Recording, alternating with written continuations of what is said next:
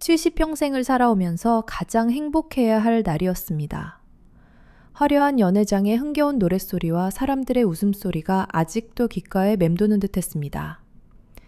부드럽게 길을 미끄러져가는 고급 승용차 안에서 박옥란 여사는 은은한 빛을 내는 비단으로 만든 고운 한복을 입고 창밖을 바라보고 있었습니다. 조금 전 끝난 자신의 칠순잔치는 그야말로 꿈만 같았습니다. 아들 내외가 정성껏 준비한 잔치에는 수백 명의 손님들이 찾아와 그녀의 인생을 축복해 주었습니다. 옥란 여사는 옆자리에 앉은 아들 지훈의 손을 가만히 잡았습니다. 아들의 손은 어쩐지 축축하고 차갑게 느껴졌지만 그녀는 대수롭지 않게 여겼습니다. 그저 오늘 하루가 너무 벅차고 감격스러워 그런 것이라 생각했습니다. 앞자리에 앉은 며느리 소연이 고개를 돌리며 꿀처럼 달콤한 목소리로 말했습니다. 어머님, 오늘 정말 고우셨어요. 저희가 준비한 잔치 마음에 드셨는지 모르겠네요. 옥란 여사는 주름진 손으로 며느리의 손등을 토닥이며 말했습니다. 아, 마음에 들고 말고.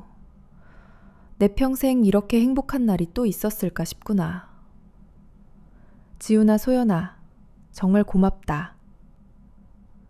아들 지훈은 어머니의 눈을 마주치지 못하고 그저 창밖의 도시 불빛을 바라볼 뿐이었습니다. 마치 그 불빛 속에 숨고 싶다는 듯이 말입니다. 소연은 비단으로 감싼 칼날 같은 미소를 지으며 말을 이었습니다. 어머님, 이게 끝이 아니랍니다. 저희가 어머님을 위해 진짜 큰 선물을 준비했어요. 이제껏 고생만 하셨으니 아무런 걱정 없이 편히 쉬실 수 있는 곳으로 모시려고요. 그 말에 옥란 여사는 그저 자식들의 지극한 효심에 가슴이 뭉클해질 뿐이었습니다. 하지만 차가 익숙한 집 방향이 아닌 다른 길로 접어들었을 때 옥란 여사의 마음에 작은 의문이 싹 텄습니다. 화려한 도심의 불빛은 점차 사라지고 가로등 하나 없는 어둡고 낯선 길이 이어졌습니다. 차 안의 공기는 점점 무거워졌고 아까까지만 해도 제잘거리던 며느리는 입을 다물고 있었습니다. 불길한 예감이 차가운 뱀처럼 등줄기를 타고 오르기 시작했습니다. 지은아, 어디로 가는 길이냐? 집으로 가는 길이 아닌 것 같은데? 아들은 여전히 창밖에서 눈을 떼지 않은 채 나지막이 대답했습니다. 거의 다 왔어요, 어머니. 정말 좋은 곳이에요. 그 목소리에는 어떠한 감정도 실려있지 않아 더욱 섬뜩하게 들렸습니다. 얼마나 더 달렸을까? 차는 마침내 높고 정교하게 만들어진 철문 앞에 멈춰섰습니다. 문 위에는 은빛 언덕 요양원이라는 품격 있는 글씨체의 간판이 달려 있었습니다. 그 글자를 읽는 순간 옥란 여사는 머리를 커다란 망치로 한 대 맞은 듯한 충격을 받았습니다. 숨이 턱 막혔습니다. 이곳은 집이 아니었습니다. 호텔도 아니었습니다. 자식들이 그녀를 위해 준비했다는 진짜 선물은 바로 나라에서 가장 비싸고 호화롭다는 양로원이었습니다. 옥란 여사는 떨리는 목소리로 겨우 입을 열었습니다. 지훈아, 이게 대체 무슨 장난이냐? 여기가 어디라고? 그 순간 며느리 소연의 얼굴에서 상냥한 미소가 거짓말처럼 사라졌습니다. 그녀는 차에서 내리며 얼음장처럼 차갑고 딱딱한 목소리로 말했습니다. 어머님, 장난이 아니에요. 이곳은 나라에서 손꼽히는 시설입니다. 최고의 의원들과 보살피는 사람들이 24시간 내내 어머님을 돌봐드릴 거예요. 이제 아무것도 신경 쓰지 않으셔도 돼요. 옥란 여사는 아들을 바라보았습니다. 그녀의 눈에는 애원과 믿을 수 없다는 절망이 뒤섞여 있었습니다. 지훈아, 네 입으로 직접 말해보아라. 이게 사실이냐? 아들 지훈은 마침내 고개를 돌려 어머니를 보았습니다. 하지만 그의 눈은 텅 비어 있었고 깊은 죄책감과 체념만이 가득했습니다. 그는 바닥을 보며 힘겹게 입을 열었습니다. 어머니, 이게 모두를 위한 최선의 길입니다. 회사는 이제 저희가 책임지겠습니다. 그 말이 끝나기가 무섭게 하얀 옷을 입은 낯선 사내들이 차 문으로 다가왔습니다. 아들과 며느리는 더 이상 아무 말도 없이 단 한 번도 뒤를 돌아보지 않은 채 어둠 속으로 걸어갔습니다. 그들의 뒷모습이 완전히 사라질 때까지 옥란 여사는 그 자리에 얼어붙은 채 앉아 있었습니다. 뜨거운 눈물 한 방울이 뺨을 타고 흘러내렸지만 절망으로 가득 찼던 그녀의 눈에서는 이내 차갑고 날카로운 불꽃이 타오르기 시작했습니다. 그들은 그녀를 늙고 힘없는 노인으로만 생각했지만 큰 실수를 저지른 것이었습니다. 그들은 잊고 있었습니다. 40년 전 맨주먹으로 시작해 거대한 떡 사업을 일군 사람이 누구인지를, 그들은 잠들어 있던 호랑이의 코털을 건드린 것이었습니다.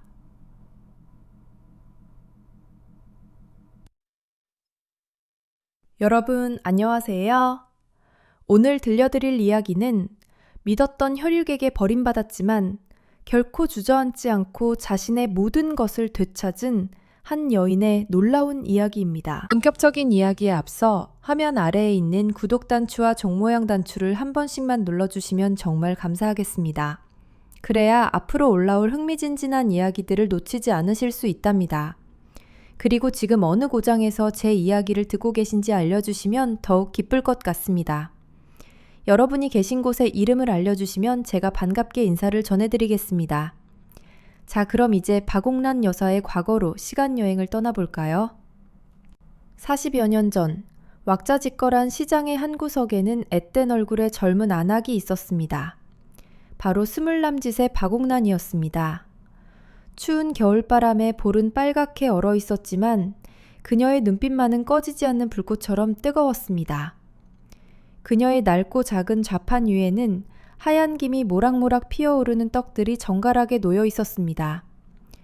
등 뒤에 엎인 어린 아들 지우는 새근새근 잠들어 있었고 옥란은 아들이 깰세라 조심스럽게 몸을 움직이며 손님을 맞았습니다. 그녀의 손은 하루 종일 쌀가루를 만지고 뜨거운 준기를 쐬어 거칠었지만 그 손에서 빚어지는 떡은 세상에서 가장 부드럽고 쫀득했습니다. 그것은 단순한 떡이 아니었습니다. 굶주림과 서러움 속에서도 아들만큼은 배불리 먹이고 당당하게 키우겠다는 한 어미의 간절한 소망이 담긴 결정체였습니다. 제 이름은 박옥란입니다. 오늘날 많은 사람들이 저를 달보들의 떡이라는 큰 회사를 세운 사람으로 기억하지만 제 시작은 이렇게 보잘것없었습니다. 가진 것이라고는 할머니에게서 물려받은 떡 만드는 손재주와 쌀가루 한 줌. 그리고 내 아들이 다시는 가난 때문에 고개 숙이는 일이 없게 하리라는 굳은 다짐뿐이었습니다. 남편은 뜬구름 잡는 소리만 하다가 병으로 일찍 세상을 떠났고 어린 아들과 빚만 덩그러니 남았습니다. 세상은 저에게 너무나 가혹했습니다. 옆에서 과일을 파는 아주머니는 제가 불쌍하다며 혀를 찾고 건어물을 파는 아저씨는 젊은 여자가 혼자 고생한다며 안쓰러운 눈빛을 보냈습니다. 하지만 저는 그들의 동정을 원하지 않았습니다. 오직 제 힘으로 일어서고 싶었습니다. 저는 떡 하나하나에 제 모든 정성을 쏟아부었습니다. 매일 새벽 별을 보며 일어나 가장 좋은 쌀을 직접 골랐고 밤늦게까지 잠을 줄여가며 팥이며 콩이며 고물을 만들었습니다. 다른 가게들이 값싼 재료를 섞었을 때도 저는 고집스럽게 가장 좋은 재료만을 사용했습니다. 떡은 정직해야 한다. 먹는 것으로 장난을 치면 하늘이 노하신다는 것이 제 철칙이었습니다. 처음에는 제 떡을 거들떠보는 사람이 거의 없었습니다. 하지만 한 번 맛본 사람들은 반드시 다시 찾아왔습니다. 아이고, 이 집 떡은 다르네. 입에 착착 감기는 맛이 일품이야. 사람들의 칭찬은 고된 하루의 피로를 잊게 해주는 약과 같았습니다. 시간이 흐르면서 옥란의 작은 좌판은 시장에서 가장 유명한 곳이 되었습니다. 사람들은 먼 곳에서도 달보들의 떡을 사기 위해 일부러 찾아왔습니다. 좌파는 작은 가게가 되었고 가게는 이내 작은 공장으로 변했습니다. 그리고 마침내 아무도 무시할 수 없는 큰 회사로 성장했습니다. 옥란은 더 이상 시장의 초라한 안악이 아닌 모든 이가 존경하는 박 회장이 되었습니다. 하지만 그녀는 단 한순간도 자신의 시작을 잊지 않았습니다. 아무리 큰 공장을 갖게 되어도 그녀의 손은 여전히 쌀가루의 감촉과 떡반죽의 따스함을 기억하고 있었습니다. 그녀가 이룬 모든 것은 오직 아들 지훈을 위한 것이었습니다. 하지만 그녀는 미처 몰랐습니다. 자신이 평생을 바쳐 지키려 했던 그 아들이 훗날 자신의 신장에 가장 깊은 상처를 낼 칼날을 갈고 있었다는 사실을 말입니다. 아들과 며느리가 그녀를 차가운 양로원 문 앞에 버리고 가기 딱 1년 전의 일이었습니다. 볕이 잘 드는 달보드레떡 회사의 회장실에서 옥란 여사는 갓 쪄낸 따끈한 떡을 맛보고 있었습니다. 그때 아들 지훈과 며느리 소연이 조심스럽게 회장실 문을 열고 들어왔습니다. 평소와 달리 두 사람의 얼굴에는 긴장한 기색이 역력했습니다. 며느리 소연은 최신형 휴대용 전산기, 즉 노트북을 들고 있었습니다. 그녀는 옥란 여사 앞에 탁자에 조심스럽게 전산기를 내려놓고 화면을 켰습니다. 화면에는 온갖 어려운 말들과 현란한 그림들로 가득 찬 발표 자료가 나타났습니다. 어머님, 이제 회사를 저희에게 맡겨주세요. 시대가 변했습니다. 어머님의 방식은 훌륭하지만 이제는 더 새롭고 효율적인 방법이 필요합니다. 소연의 목소리는 부드러웠지만 그 안에 담긴 야망은 날카로운 칼처럼 번뜩였습니다. 옥란 여사는 말없이 화면을 들여다보았습니다. 비용 절감, 생산성 향상, 세계 시장 진출 같은 그럴듯한 말들이 눈에 들어왔습니다. 하지만 그 말들 뒤에 숨겨진 진짜 의미를 꿰뚫어 보는 데는 그리 오랜 시간이 걸리지 않았습니다. 비용을 줄인다는 것은 자신이 평생 고집해온 국산 햅쌀 대신 값싼 수입쌀로 바꾸겠다는 뜻이었습니다. 생산성을 높인다는 것은 수십 년간 자신과 함께 일해온 늙은 기술자들을 내보내고 차가운 기계로 그 자리를 대신하겠다는 뜻이었습니다. 옥란 여사의 심장이 차갑게 식어내렸습니다. 이것은 회사를 발전시키는 것이 아니라 회사의 뿌리를 뽑고 혼을 빼앗는 일이었습니다. 그녀는 엄한 목소리로 말했습니다. 이건 사업이 아니다. 이건 내 인생이고 내 자부심이야. 나는 40년 동안 쌓아 올린 우리 회사의 명성을 돈 몇 푼과 맞바꿀 생각이 없다. 며느리 소연의 얼굴에 실망한 기색이 스쳐 지나갔지만 그녀는 금세 다시 상냥한 표정을 지었습니다. 그때까지 조용히 있던 아들 지훈이 어머니의 손을 잡으며 간절한 목소리로 말했습니다. 어머니, 저희를 믿어주세요. 저희는 결코 어머님의 뜻을 저버리지 않을 겁니다. 오히려 어머님의 유산을 더 크게 키워서 세상 사람들이 모두 우러러보게 만들고 싶습니다. 제발 저희에게 기회를 한 번만 주세요. 아들의 눈빛은 진심으로 가득 차 보였습니다. 옥란 여사의 마음이 흔들렸습니다. 평생을 아들 하나만 바라보고 살아온 그녀였습니다. 아들이 저렇게까지 원하는데 어미 된 도리로 더 이상 외면할 수는 없었습니다. 그녀는 자식들이 자신의 철학을 이해하고 지켜줄 것이라 믿고 싶었습니다.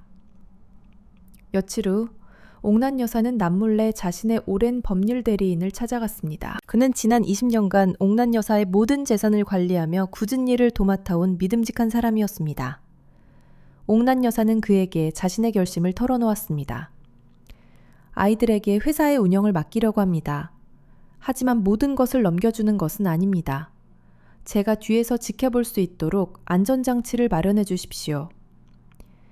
법률 대리인은 잠시 생각에 잠기더니 고개를 끄덕였습니다. 회장님, 아주 좋은 생각이십니다. 회사의 경영권은 넘겨주시되 소유권은 회장님께서 계속 가지고 계시는 신탁 계약을 만들겠습니다. 그리고 그 안에 아주 특별한 조항을 하나 넣지요. 옥란 여사는 궁금한 눈으로 그를 바라보았습니다. 특별한 조항이라니요? 법률 대리인은 안경을 고쳤으며 단호한 목소리로 말했습니다.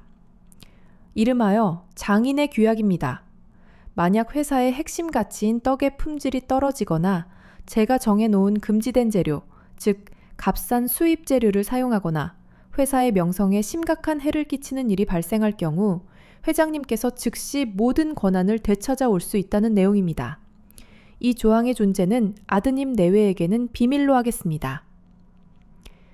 옥란 여사는 그제야 안심이 되었습니다. 이것이야말로 자신의 유산을 지킬 수 있는 마지막 보루였습니다. 그녀는 서류에 조용히 자신의 이름을 적었습니다. 아들과 며느리에게 기회를 주되 그들이 선을 넘지 않도록 든든한 울타리를 쳐둔 것이었습니다. 그녀는 이것으로 모든 것이 잘 해결될 것이라 굳게 믿었습니다. 하지만 그것은 그녀의 마지막 희망이자 가장 큰 착각이었습니다. 아들 내외에게 회사 운영을 맡긴 지 반년쯤 지났을 때였습니다. 옥란 여사는 마음 한구석의 불안감을 떨칠 수가 없었습니다. 그녀는 아무런 예고 없이 자신이 평생을 바친 달보들의 떡 공장을 찾아갔습니다.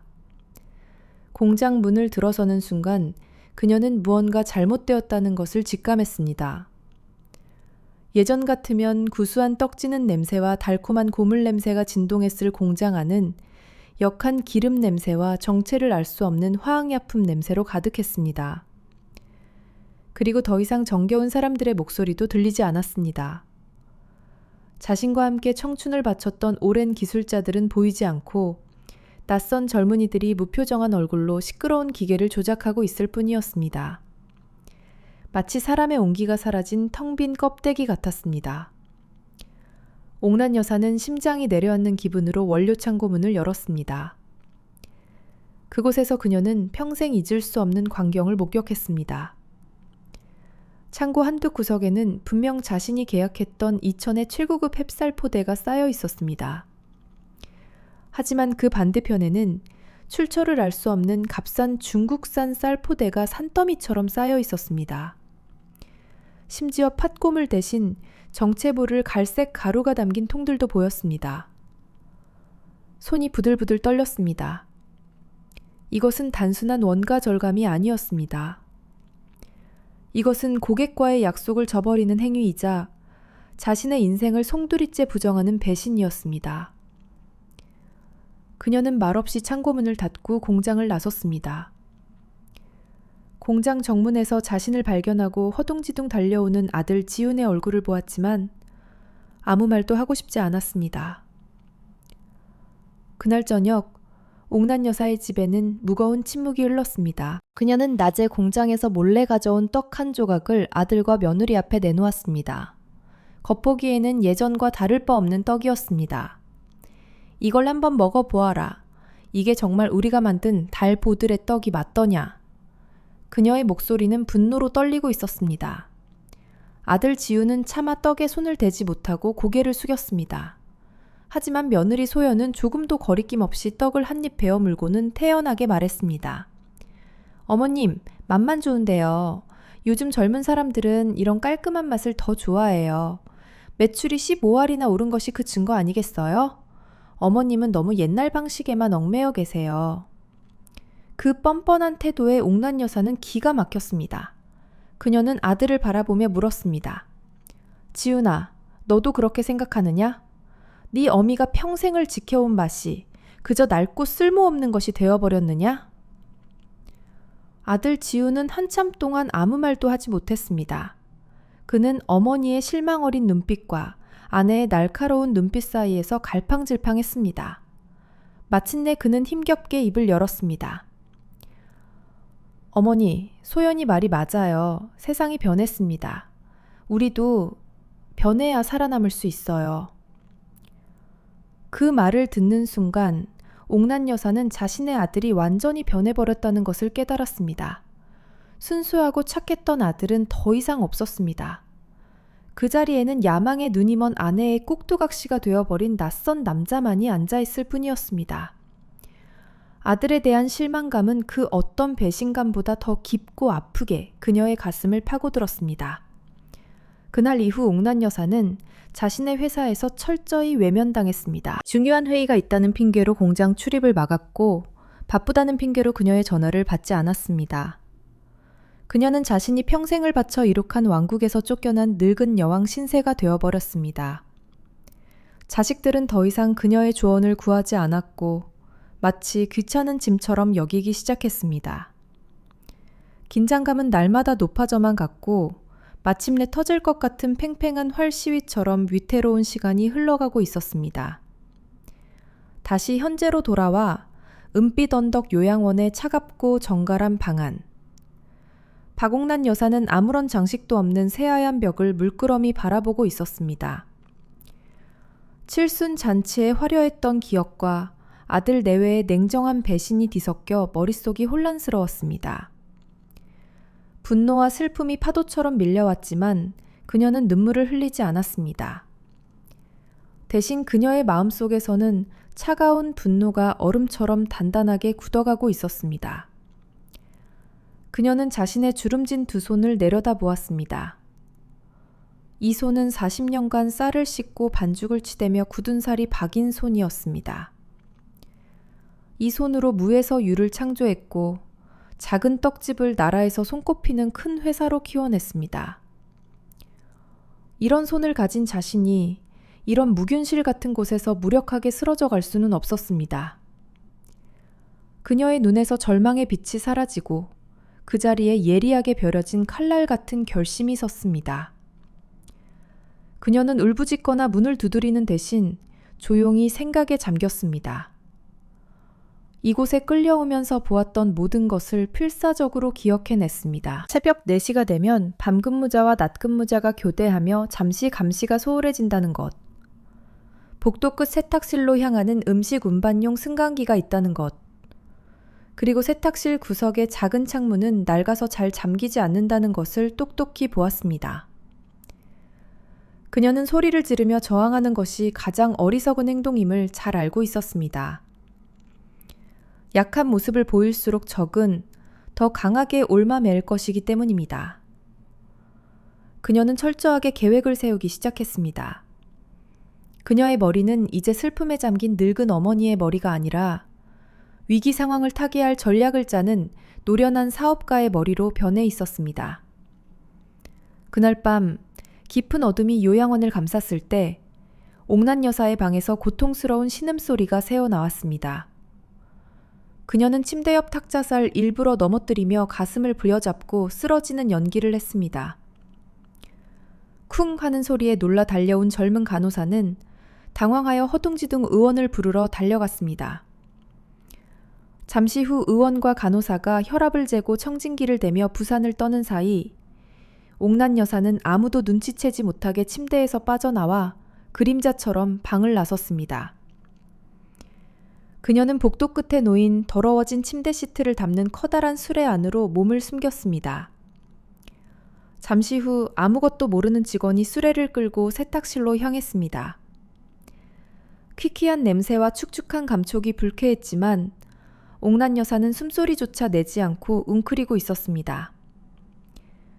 마침내 세탁실에 도착한 수레가 멈춰 섰습니다. 직원이 다른 일을 하러 간 틈을 타 그녀는 조용히 수레에서 빠져나왔습니다. 그리고 기억해두었던 구석의 낡은 창문으로 다가갔습니다. 창문은 예상대로 굳게 닫혀 있지 않았습니다. 약간의 힘을 주자 삐걱 소리를 내며 조용히 열렸습니다. 차가운 새벽 공기가 그녀의 뺨을 스쳤습니다. 그것은 억압으로부터의 자유를 알리는 상쾌한 바람이었습니다. 창밖으로 몸을 내리자 축축한 흙과 풀 내음이 코를 찔렀습니다. 그녀는 한복 치마 깊숙한 곳, 아무도 모르는 비밀 주머니에 꺼매두었던 낡은 단추식 전화기를 꺼내 들었습니다. 그리고 오랫동안 외워온 단 하나의 번호를 눌렀습니다. 전화기 너머에서 익숙하고 충직한 목소리가 들려왔습니다. 강 기사, 나요. 때가 되었으니 이제 시작해야겠소. 칠흑 같은 어둠 속에서 복수를 다짐하는 그녀의 눈빛은 새벽 별보다 더 차갑고 밝게 빛나고 있었습니다. 요양원을 빠져나온 옥란 여사는 곧장 강 기사가 대기하고 있던 차에 올라탔습니다. 그녀가 향한 곳은 서울의 번화가 한복판에 있는 낡고 허름한 건물 꼭대기층이었습니다. 겉보기에는 아무도 살지 않는 폐가 같았지만 그곳은 옥란 여사가 10수년 전부터 아무도 모르게 마련해둔 비밀스러운 안식처이자 작전 본부였습니다. 안으로 들어서자 바깥의 허름한 모습과는 전혀 다른 세상이 펼쳐졌습니다. 방 안은 작지만 깔끔하게 정돈되어 있었고 벽 한쪽에는 달보드레 떡의 모든 거래 내역과 회계 장부가 빽빽하게 들어찬 서류장이 자리 잡고 있었습니다. 옥란 여사는 공식적인 장부와는 별개로 자신만의 비밀 장부를 꼼꼼하게 기록해왔던 것입니다. 그녀의 곁에는 이미 연락을 받고 달려온 강 기사가 굳은 표정으로 서 있었습니다. 그는 단순한 운전기사가 아니었습니다. 옥란 여사가 시장 좌판에서 장사를 시작할 때부터 꾸준히 일을 도맡아온 그녀의 유일한 신복이자 충신이었습니다. 강 기사는 두툼한 서류 뭉치를 옥란 여사 앞에 내려놓았습니다. 회장님, 예상대로였습니다. 도련님과 아씨께서 회사를 맡으신 뒤로 국산 쌀 대신 값싼 중국산 쌀을 들여온 것은 물론이고 몸에 해로운 화학 보존료까지 사용한 정황을 포착했습니다. 덕분에 떡의 유통기한은 늘었지만 원가는 예전의 3분의 1 수준으로 떨어졌습니다. 옥란 여사는 말없이 서류를 넘겨보았습니다.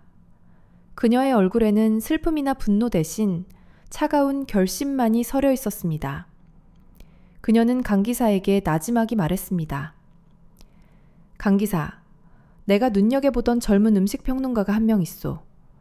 거짓과 타협하지 않는 고든 성품을 가진 친구지. 그에게 아무도 모르게 연락해서 내가 예전에 만들었던 진짜 달보드레 떡과 지금 공장에서 나오는 가짜 떡을 함께 보내주시오. 그리고 이 서류 사본도 잊지 말고 첨부하도록 하시오. 며칠 후 인터넷 세상이 발칵 뒤집혔습니다. 떡의 여왕이 백성을 속이다. 우리가 먹는 떡의 충격적인 진실이라는 제목의 영상이 삽시간에 퍼져나갔습니다. 유명 음식평론가가 옥란 여사가 보낸 2개의 떡을 직접 맛보고 성분을 분석하며 달보드레 떡의 변해버린 품질을 신랄하게 비판하는 내용이었습니다. 영상에는 강 기사가 넘겨준 값싼 수입원료를 사용한 거래 장부까지 공개되었습니다.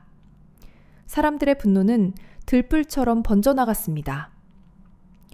어떻게 이럴 수가 있나. 내 아이에게 믿고 먹이던 떡이었는데. 박 회장님은 어디 계신가? 당장 나와서 해명하라. 달보드레 떡의 주식값은 곤두박질 쳤고 오랜 세월 거래를 이어오던 대형 상점들은 줄지어 계약을 파기하겠다고 통보해왔습니다. 한편 달보드레 떡의 화려한 회장실에서는 아들 지훈과 며느리 소연이 속수무책으로 무너져 내리는 자신들의 왕국을 보며 절망에 빠져 있었습니다. 그들은 서로를 탓하며 삿대질을 해댔습니다. 이게 다 당신 때문이야. 당신의 그 잘난 효율 경영이 회사를 망쳤어. 지훈이 소리치자 소연도 지지 않고 악을 썼습니다. 입 닥쳐요. 이건 분명 당신 어머니가 꾸민 짓이야. 그 노인네를 그냥 요양원에 가둘 게 아니라 더 확실하게 손을 썼어야 했는데. 바로 그때 옥란 여사의 낡은 전화기가 조용히 울렸습니다. 그녀의 오랜 법률 대리인이었습니다. 전화기 너머로 다급하지만 힘있는 목소리가 들려왔습니다. 회장님, 모든 준비가 끝났습니다. 회사의 명성에 돌이킬 수 없는 손실이 발생한 것이 명백해졌습니다. 계약서에 명시된 장인의 규약을 발동할 때가 왔습니다. 옥란 여사는 비밀 안식처의 창문 너머로 어둠에 잠긴 서울의 야경을 내려다보았습니다. 그녀는 조용히 하지만 그 어떤 말보다 단호하게 대답했습니다. 이제 때가 되었군요. 그녀의 복수는 이제 막 서막을 올렸을 뿐이었습니다. 다음 날 아침 달보드레 떡 본사 회의실은 그야말로 살얼음판 같았습니다. 회사의 존폐를 논의하기 위해 긴급 이사회와 주요 투자자들이 모여 있었습니다. 아들 지은과 며느리 소연은 청백한 얼굴로 연신 고개를 숙이며 변명을 늘어놓았지만 성난 투자자들의 분노를 잠재우기에는 역부족이었습니다. 바로 그때 굳게 닫혀있던 회의실 문이 아무런 예고 없이 활짝 열렸습니다. 모든 사람의 시선이 문 쪽으로 쏠렸습니다. 그곳에는 박옥란 여사가 서 있었습니다. 하지만 그녀의 모습은 늙고 병들어 요양원에 갇혀 있을 거라 생각했던 초라한 노파의 모습이 아니었습니다. 곱게 빗어넘긴 머리, 한치의 흐트러짐도 없는 단정한 정장 차림. 그녀는 마치 자신의 왕국에 돌아온 여왕처럼 당당하고 위엄이 넘쳤습니다. 그녀의 뒤에는 법률 대리인과 강기사가 그림자처럼 서 있었습니다. 회의실 안은 물을 끼얹은 듯 조용해졌습니다. 아들 지훈과 며느리 소연은 마치 귀신이라도 본 듯한 표정으로 굳어버렸습니다. 옥란 여사는 천천히 회의실 안으로 걸어 들어와 긴 탁자의 가장 상석에 섰습니다. 그리고 자신의 손으로 직접 쓴 낡은 장부 하나를 탁자 위에 조용히 내려놓았습니다. 나는 이 회사를 맨손으로 일구었소. 내 젊음과 눈물을 이곳에 모두 쏟아부었지. 그런데 당신들은 고작 돈 몇 푼을 아끼기 위해 회사의 심장을 팔아넘기려 했소. 당신들이 훔치려 한 것은 단순히 내 회사가 아니야. 그것은 내 인생 그 자체였소. 그녀의 목소리는 나지막했지만 회의실 전체를 압도하는 힘이 있었습니다. 며느리 소연이 정신을 차리고 날카롭게 소리쳤습니다. 당신이 어떻게 여기에... 경비는 뭐라는 거야? 하지만 그녀의 발악은 공허한 외침일 뿐이었습니다. 법률 대리인이 앞으로 나서며 서류 뭉치를 높이 쳐들었습니다. 박옥란 회장님께서는 이곳에 계실 모든 권리를 가지고 계십니다. 신탁계약서 제4조 7항, 일명 장인의 규약에 따라 회사의 품질과 명성에 심각한 손실을 끼친 현 경영진은 모든 권한을 박탈당하며 회사의 모든 운영권은 창업주의자, 유일한 소유주이신 박옥란 회장님께 즉시 귀속됩니다. 법률 대리인이 서류를 이사들에게 건네자 회의실 안은 술렁이기 시작했습니다. 아들 지우는 의자에 주저앉아 얼굴을 감싸쥐었고 며느리 소연은 도끼 어린 눈으로 옥란 여사를 쏘아보았지만 이미 모든 것이 끝났다는 것을 깨달은 듯 입술을 깨물었습니다. 옥란 여사는 아들을 바라보았습니다.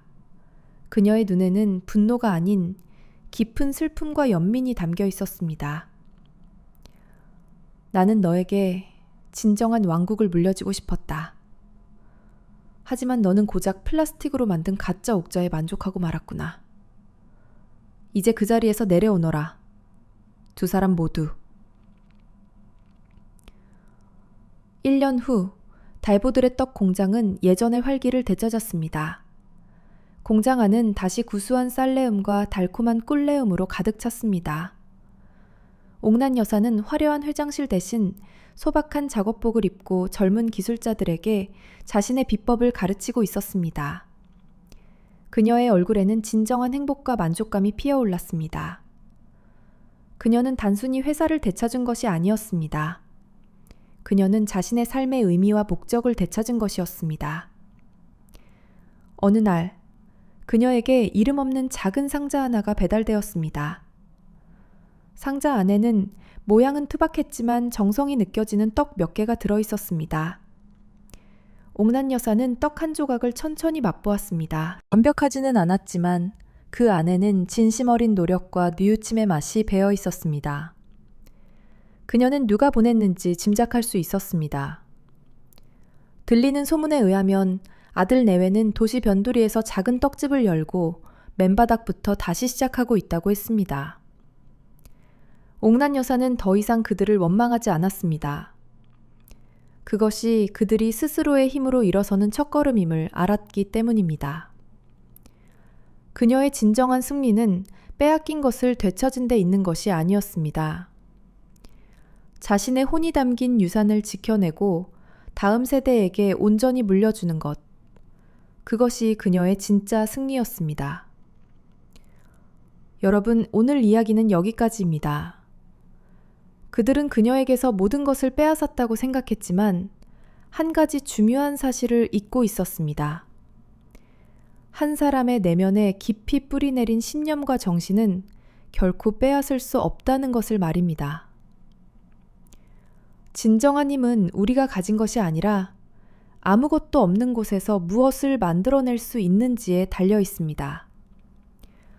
절대로 다른 사람이 여러분의 영혼을 훔치도록 내버려 두지 마십시오.